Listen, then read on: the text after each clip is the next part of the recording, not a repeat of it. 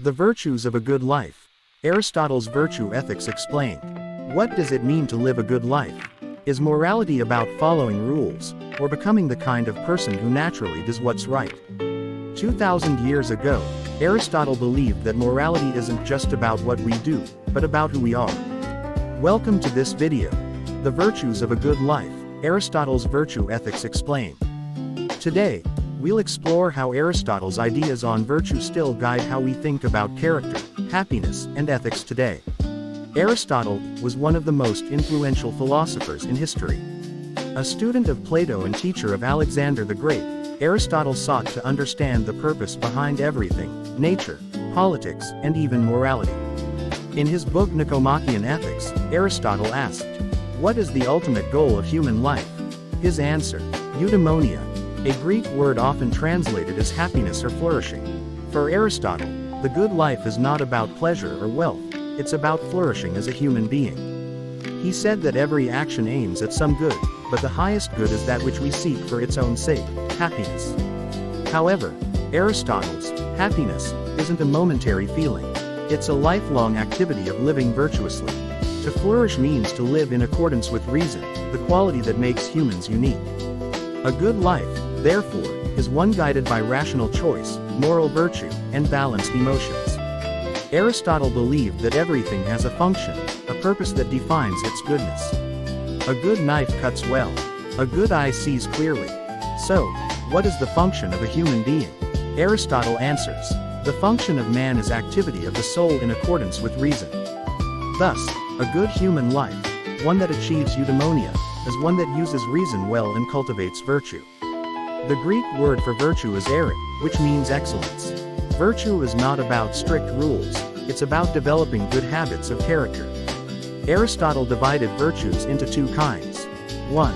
Intellectual virtues, developed through teaching and experience, like wisdom and understanding. 2. Moral virtues, developed through habit and practice, like courage, honesty, and generosity. We become virtuous not by being told what to do, but by doing virtuous things repeatedly. Just like muscles grow with exercise, our character grows with good habits.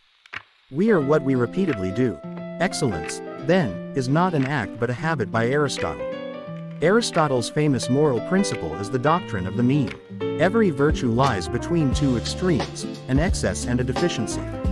Virtue, courage, generosity, honesty, self-control, deficiency, cowardice, stinginess, dishonesty, indulgence. 3. Excess, recklessness, wastefulness, bluntness, insensibility. Virtue, then, is about balance, finding the right response, at the right time, in the right way. It's not a simple formula, but a matter of practical wisdom or phronesis, knowing how to act rightly in any situation.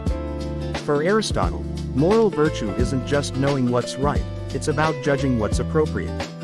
This judgment requires phronesis, or practical wisdom. It's the ability to see what's good in specific contexts and act accordingly. For example, a brave soldier must know when to fight and when to retreat. A generous person must know when and how much to give. Virtue ethics, then, doesn't give universal rules, it shapes our character so we can make the right choice ourselves. Aristotle believed that virtue doesn't grow in isolation. Humans are social beings, and character develops in community. He wrote, "Man is by nature a political animal. Our families, friends, and societies influence our moral growth. A good society nurtures virtue by encouraging justice, education, and friendship." Virtue, therefore, is both personal and social. It's about becoming the best version of ourselves with and for others. Virtue ethics differs from other moral theories. Kantian ethics focuses on duty and rules. Utilitarianism focuses on consequences. Virtue ethics focuses on character. Modern philosophers like Philippa Foot, Alasdair MacIntyre, and Martha Nussbaum revived Aristotle's ideas, emphasizing that ethics should be about becoming good people, not just following moral laws. Today, virtue ethics influences leadership training, education, and psychology, highlighting the importance of empathy, integrity, and resilience. Yet, defenders reply that moral life is complex. Virtue ethics reflects this realism. It invites us not to memorize rules, but to cultivate wisdom and empathy. For Aristotle, Ethics is not about punishment or blind obedience, it's about living well. To live virtuously is to find harmony between reason, emotion, and action. It's to become the kind of person who naturally chooses the good. So perhaps the question is not just, what should I do? But rather, right finger, what kind of person should I become? If you enjoyed this journey into Aristotle's virtue ethics, don't forget to leave a like, and subscribe for more deep dives into moral philosophy and the good life.